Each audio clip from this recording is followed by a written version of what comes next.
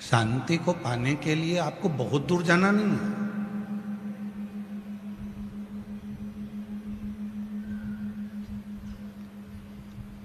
इस शांति को ढूंढने के लिए आपको बहुत यहां वहां चक्कर काटने की जरूरत भी नहीं। कहाँ जा रहे हैं? तो कहा कि हम अमरनाथ जा रहे हैं, हम केदारनाथ जा रहे हैं, हम वृंदावन जा रहे हैं, हम अयोध्या जा रहे हैं, हम काशी जा रहे हैं, हम मायापुरी, हम जगन्नाथपुरी, हम रामेश्वरम, हम द्वारका जा रहे हैं।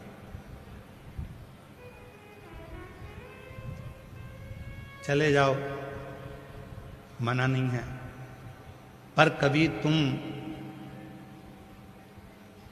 अपने मन के अंदर ही नहीं गए, कभी तुम अपने चित्त के भीतर ही नहीं गए, कभी तुम अपने घर के मंदिर में सुकून से बैठे ही नहीं, कभी तुम अपने घर के पास के मंदिर में नहीं गए, शांति से बैठकर बाबा का स्मरण नहीं किया, तो ईमानदारी से बोलो, चाहे दुनिया के सारे 12 ज्योतिर्लिंग कर लेना, चाहे सारे तीर्थ कर लेना, तो भी वो शांति तुम्हारे भीतर नहीं मिल सकती, क्योंकि तुमने अपने अंदर शांति को ढूंढा नहीं। तुमने अपने भीतर शांति को ढूंढा नहीं है, तुम अपने अंदर शांति को ढूंढ नहीं पाए। जिस दिन तुमने अपने भीतर उस शांति को ढूंढने का प्रयास किया, अपने भीतर उस परमात्मा को ढूंढने का प्रयास किया, फिर तुम्हें कहीं जाने की जरूरत नहीं पड़ेगी। यदि आप लोगों ने कथा सुनी होगी पुणे से, तो पूना में हमने कथा बातचीत थी, तो उसमें वर्णन किया था कि किसी ने एक प्रश्न किया था कि मंदिर कितना बड़ा होना चाहिए। अगर आप लोगों ने पूना की कथा सुनी होगी तो उसमें सुना होगा कि घर में मंदिर कितना बड़ा बनाना चाहिए। पूरा एक कमरा मंदिर बना दें, हॉल में मंदिर बना दें, एक अलग से कमरा मंदिर बना दें, वास्तुशास्त्री आकर बताएंगे कि यहाँ मंदिर बना दो, मकान बनाने वाले बताएंगे कि यहाँ मंदिर बना दो, धर्मपत्नी कहेगी यहाँ मंदिर बना दो, कोई कहेगा यहाँ मंदिर बना दो। पुणे की कथा में कहा था, किसी ने प्रश्न किया था कि मंदिर कितना बड़ा बनाना चाहिए घर के अंदर, तो शिव महापुराण में कहीं पर भी ये प्रसंग नहीं लिखा कि मंदिर कितना बड़ा होना चाहिए। शिव महापुराण में ये प्रसंग लिखा कि दिल बड़ा होना चाहिए, फिर घर छोटा होगा तो भी मंदिर सुख होता है। जितना बड़ा बनाओगे, दिल जितना बड़ा होगा, मन जितना बड़ा होगा, चित्त जितना बड़ा होगा, हृदय जितना बड़ा होगा, परमात्मा तुरंत आकर बैठ जाए। अब घर तो बड़ा बना लिया, बंगला भी बड़ा बना लिया, मकान बड़ा बना लिया, मंदिर बड़ा बना लिया, सब कुछ बड़ा बनाया।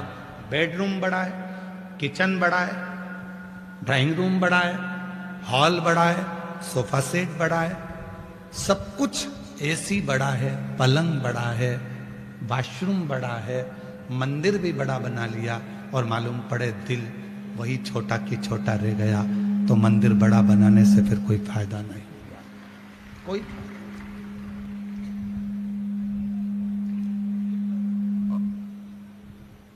फिर वो मंदिर बनने से कोई फायदा नहीं हुआ। तुमने घर बड़ा बनाया, मकान बड़ा बनाया, किचन बड़ा बनाया, तुमने मंदिर बड़ा बनाया, और मन छोटा की छोटा रख दिया, हृदय छोटा की छोटा रख दिया, मन बहुत छोटा हो गया। 4 मेहमान घर में आ गए और तुम्हारा मुंह फूल गया, रिश्तेदार जरा सा कुछ बिगाड़ कर चले गए, तुम्हारा मुख फूल गया, मन छोटा हो गया। और मन को बड़ा करिए, शंकर की कथा करती है, शिव महापुराण की कथा कहती है, भगवान शंकर की कथा कहती है। शिव कथा वर्णन करती है कि अपने मन को बढ़ाओ, चित्त बढ़ाओ, कथा कर रही है, भगवान शंकर का चरित्र कर रहा है, शिव तत्व कर रहा है, भगवान शंकर का चरित्र, भगवान शंकर का चरित्र कर रहा है, शिव तत्व कर रहा है, शंकर जी की कथा कर रही है। शिव की कथा जहां मर्जी पड़ जा, जहां मन पड़ जा, वहां बैठकर सुन, वहां शिव।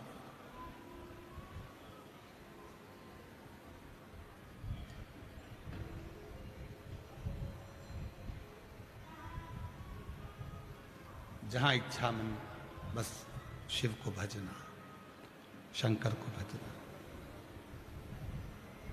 महाराज, आज का व्यक्ति सोचता है कि मैं भगवान को जल चढ़ाना प्रारंभ करूं और भगवान मेरा कल्याण करना प्रारंभ कर दे। सब्र नहीं है।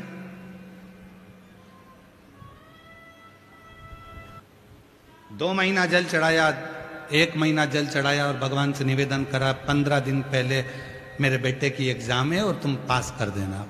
20 दिन हुए जल चढ़ाते चढ़ाते, 15 दिन हुए और भगवान पे प्रेशर दे रहे, पास कर देना नहीं तो कथा में नहीं जाऊंगा। भाई 20 दिन हुए हैं जल चढ़ाते हैं, कथा सुनते सुनते अभी लगभग 2, 3, 4 कथा ही सुनी है और उतने में भगवान पे प्रेशर दे रही है, मेरा ये काम कर देना। हम आपसे पूछते हैं, बच्चे को जन्म लेने में कितने महीने लगते हैं? जम के बोलो जरा। 9 महीने। फैक्ट्री को बनाने में कितना समय लगता है? 2 साल। दुकान को बनाने में कितना समय लगता है? 1 साल। मकान को बनाने में कितना समय लगता है? 1.5 साल, 2 साल, 6 महीना, 9 महीना, 10 महीना।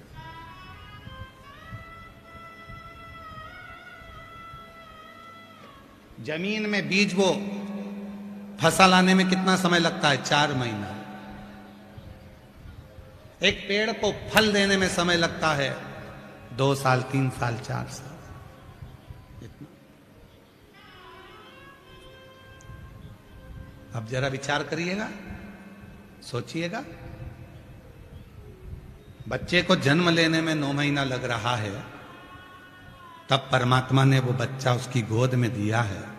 तू भी कम से कम 9 महीना दिल से बाबा को 1 लोटा जल तो चढ़ा, फिर तेरे भी हाथ में फल तो प्राप्त हो जाएगा। पशुपति व्रत करा, पशुपति व्रत करने के बाद काम नहीं हुआ तो अगले महीने फिर कर लिया। शिवपुराण क्या कहती है? कम से कम 2 से 2.5 महीने का गैप करिए, फिर वापिस पशुपति व्रत करिए। और हम तो यहां तक कहेंगे इस व्यासपीठ से, तुमने 50 बार भी अगर पशुपति व्रत कर लिया है तो उस पशुपति व्रत को 2-3 महीने में करते रहो। घर का कोई ना कोई व्यक्ति जब करता रहेगा तो भंडार कभी खाली नहीं रहेगा, भरता रहेगा। हर 3 महीने में, 2 महीने में एक घर का कोई व्यक्ति पशुपति व्रत करता है। 2 महीने का गैप करो, फिर करो। 2-3 महीने का गैप करा, फिर करो। विश्वास, भरोसा। आज कमी क्या है? सबसे ज्यादा कमी किस चीज की हो रही है? विश्वास की कमी, भरोसा नहीं है। फसल को लगने में भी कम से कम 6 महीना, 4 महीना लगते हैं।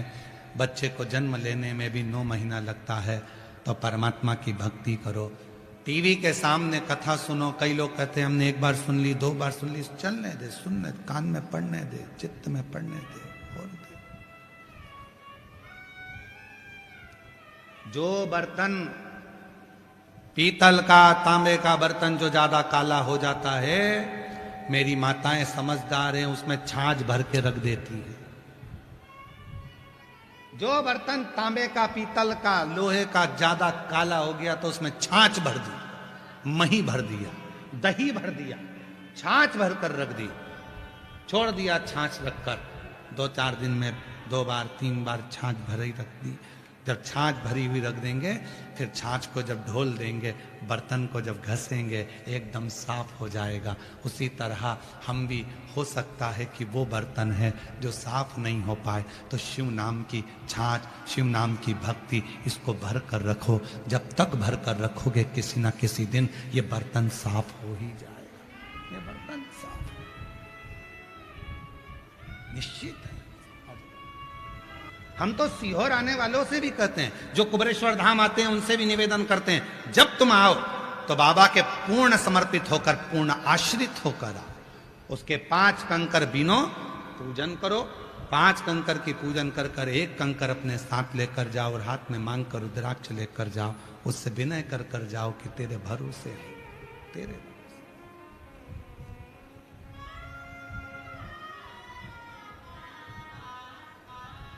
मेरे बेटे को जीवित कर दो, मेरे पुत्र को जीवित कर दो। शिवजी ने जो वचन किया, श्री गणेश पुराण, यदि आप लोगों ने गणेश पुराण सुनी हो तो उसमें नहीं सुनी हो तो पढ़कर देखना। गणेश पुराण में वर्णन मिलता है, गणेश पुराण में आता है, गणेश पुराण में वर्णन आता है।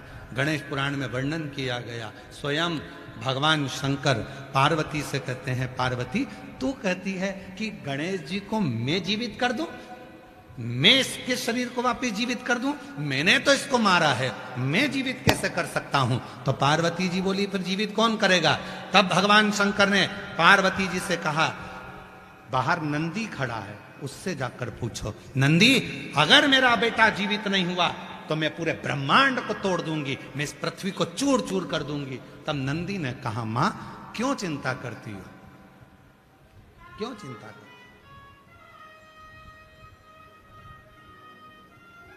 आपने जो शंकर जी की आराधना करी थी ना शादी के पहले, आपने जो शिव जी का स्मरण करा था ना विवाह के पहले, आपने जो शिव जी का गुणगान किया था ना विवाह के पहले, माता पार्वती से नंदी कहते हैं, तुम्हारे उस पुण्य को, तुमने जो शादी के पहले व्रत करा, तुमने जो शादी के पहले उपास करा, तुमने जो शादी के पहले तप किया, तुमने जो शादी के पहले लोटा भर के जल चढ़ाया, उस पुण्य को याद करो, और पुण्य जैसे ही याद होगा वैसे ही देवादिदेव महादेव की कृपा होगी और तुम्हारे बेटे का सिर जुड़ जाएगा। और वही पुण्य जागृत, जब तक पुण्य जागृत नहीं होता शिव कैसे?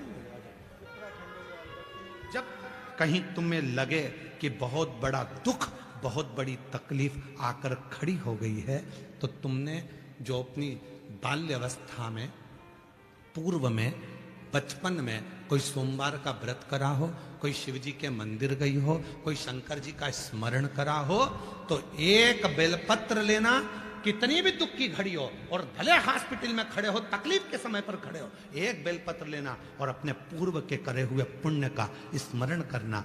बाबा मैंने तेरे भरोसे तेरा व्रत किया था, आज उस व्रत का पुण्य मुझे यहाँ ला कर दे दे। और एक बेलपत्र जैसे शिव को चढ़ाओगे, शिव उसी क्षण तुम्हारे सामने आकर खड़ा होगा, शिव उसी पल तुम्हारे सम्मुख में आकर खड़ा होगा, उसी पल, उसी क्षण शिव खड़े।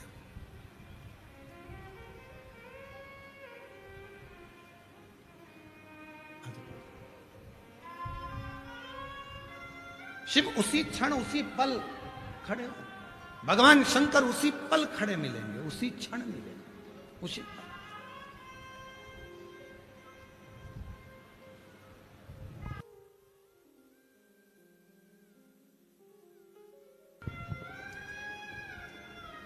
शिव उसी क्षण खड़े मिलेंगे, बस आप उसको पुकारो, उसको स्मरण करो, उसको बुलाओ, कहीं ना कहीं आपके सम्मुख में, कहीं आपकी साक्षी में वो जरूर आए।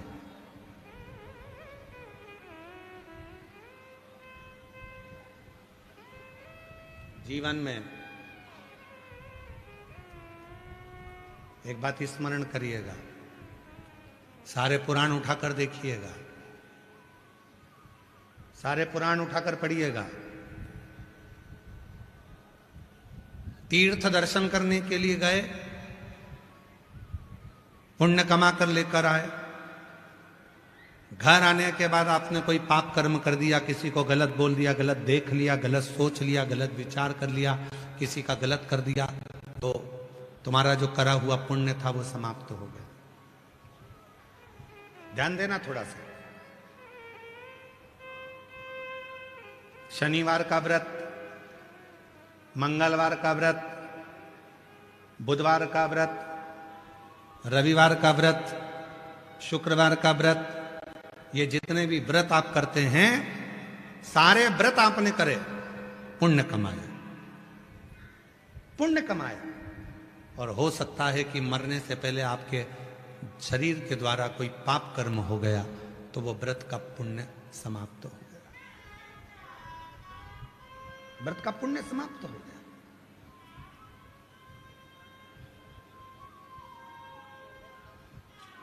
सारी पूजन का पुण्य भी हमारे मरने से पहले हो सकता है कि हम गलत काम कर दें तो समाप्त हो जाए,